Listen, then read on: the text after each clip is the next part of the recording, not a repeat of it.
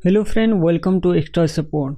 तो आज हम इस वीडियो के माध्यम से जानेंगे बिहार स्पेशल भूमि सर्वे जो 2024 में अभी प्रगति पे है, उसको लेकर एक नई अपडेट जो कि है निकली है कि जैसे कि भूमि दान से प्राप्त है तो इस टाइप का जो ज़मीन है वो खाता किसके नाम से खुलेगा। तो इसमें बहुत सारा जो कि है कुछ क्वेश्चन है, जैसे कि भूदान से प्राप्त जमीन का लगान निर्धारित नहीं हो रहा है तो अदाकार का दखल में है, लेकिन ये खाता किसके नाम से खुलेगा। और दूसरा यह है कि भूमि दान से पर्चा द्वारा प्राप्त है पर पर्चाधारी के कब्जे में जो गरमजरुआ आम खाते हैं तो इस टाइप का जमीन का खाता किसके नाम से खुलेगा। तो इसी तरह 10 और मुद्दे पर जो कि हम बात करने वाले हैं कि ये सभी खाता किसके नाम से खुलने वाली है। तो वीडियो में आगे बढ़ने से पहले एक छोटी सी रिक्वेस्ट है कि इस चैनल पर नया है तो प्लीज चैनल को सब्सक्राइब कर बेल आइकन प्रेस कर ले ताकि इसी तरह का लेटेस्ट वीडियो आप तक पहुंच सके। भूदान से जुड़ी सबसे पहली क्वेश्चन यह है कि भूदान से दान प्राप्त करने वाला व्यक्ति की मृत्यु के पश्चात उसका उत्तराधिकारी उस जमीन को जो कि बिक्री करता है, अदाता का जमाबंदी कायम है और राजस्व रसीद कट रही है, क्या विक्रेता के नाम से सर्वेक्षण किया जा सकता है। तो इसमें राजस्व एवं भूमि सुधार विभाग का यह कहना है कि दान प्राप्त करने वाले व्यक्ति उसका उत्तराधिकारी उस जमीन को जो कि बिक्री करने अथवा किसी अन्य दान हेतु सक्षम नहीं है, लेकिन भूदान या समिति की पूर्वानुमति से जमीन का बदलान कर सकता है, यानी कि बदलावा कर सकता है। वैसे बिक्री प्रपत्र को जो कि अवैध मानते हुए भूदान यज्ञ समिति के नाम से जो कि खाता खोला जाएगा। तो यह अधिनियम जो कि है भूदान यज्ञ अधिनियम 1954 धारा 14 में बताई गई है। और दूसरा क्वेश्चन यह है कि अदाता भूदान यज्ञ समिति की पूर्वानुमति से जो कि जमीन का बदलान कराता है तो अदाता के नाम से अंचल कार्यालय से राजस्व रसीद नहीं कटती है, तो इस टाइप का जमीन जो कि यह खाता किसके नाम से खोला जाएगा। तो इसमें जो राजस्व एवं भूमि सुधार विभाग का गाइडलाइंस यह कहती है कि बदलान विलेख के अनुसार जो कि खाता खोला जाएगा। यह अधिनियम भूदान यज्ञ अधिनियम 1954 धारा 14 में बताई गई है। संपिष्ट भूमि की वितरण सभापति एवं भूदान जिला कार्यालय मंत्री एवं संयुक्त हस्ताक्षर से अदाता के नाम से भूदान भूमि का प्रपत्र प्राप्त वितरित है, परंतु उक्त भूमि पर अदाता का दखल नहीं है। तो इस टाइप के जमीन पर जो कि है राजस्व एवं भूमि सुधार विभाग का गाइडलाइंस कहता है कि भूदान यज्ञ समिति के नाम से ही खाता खोला जाएगा। और यह अधिनियम भूदान यज्ञ अधिनियम 1954 की धारा 14 में ही बताई गई है।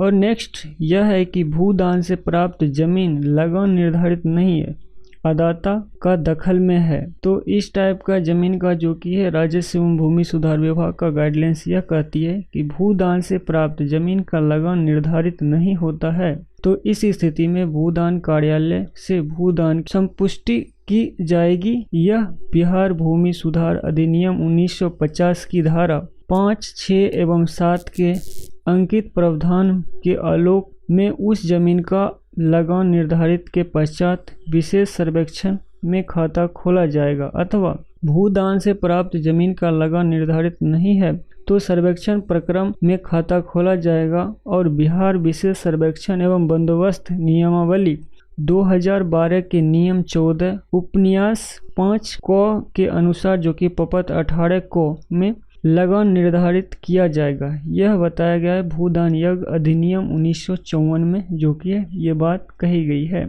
और नेक्स्ट क्वेश्चन यह है कि अदाता के पास भूदान भूमि का प्रमाण पत्र है और भूमि पर दखल कब्जा है लेकिन दाखिल खर्च नहीं हुआ है, तो इस टाइप के जमीन का जो कि है खाता किसके नाम से खोला जाएगा। भूमि सुधार उप समाकर्ता के न्यायालय भूदान की संपुष्टि के पश्चात अदाता के नाम से सर्वेक्षण प्रक्रम में खाता खोला जाएगा, जो कि ये राजस्व भूमि सुधार विभाग का गाइडलाइंस कहती है।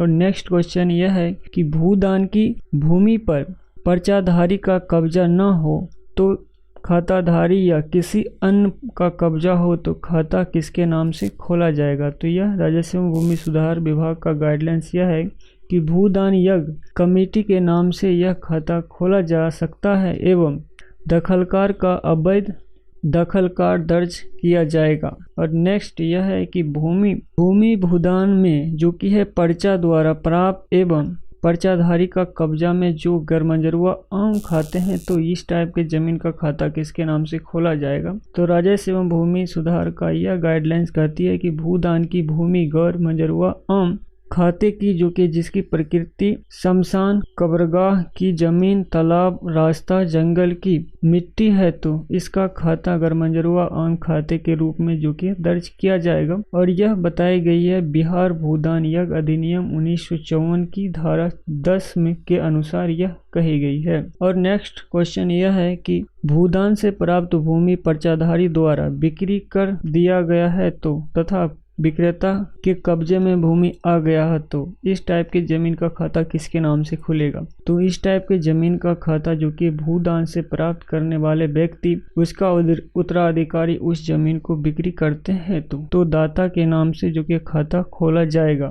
कैफियत कॉलम में विक्रेता का नाम दखलकार के रूप में रहेगा। और यह अधिनियम बिहार भूमिदान यज्ञ अधिनियम 1954 की धारा 14 के अनुसार कही गई है। और नेक्स्ट और लास्ट यह है कि भूमि दान यज्ञ समिति द्वारा एक ही प्लॉट पर कई व्यक्तियों को जो कि पर्चा प्रदान किया गया है, किंतु सभी पर्चाधारी नजरी नक्शा एवं चौहद्दी से प्राप्त भूमि पर घर आदि बनाकर कैबियत हो, तो ऐसी स्थिति में क्या होगा।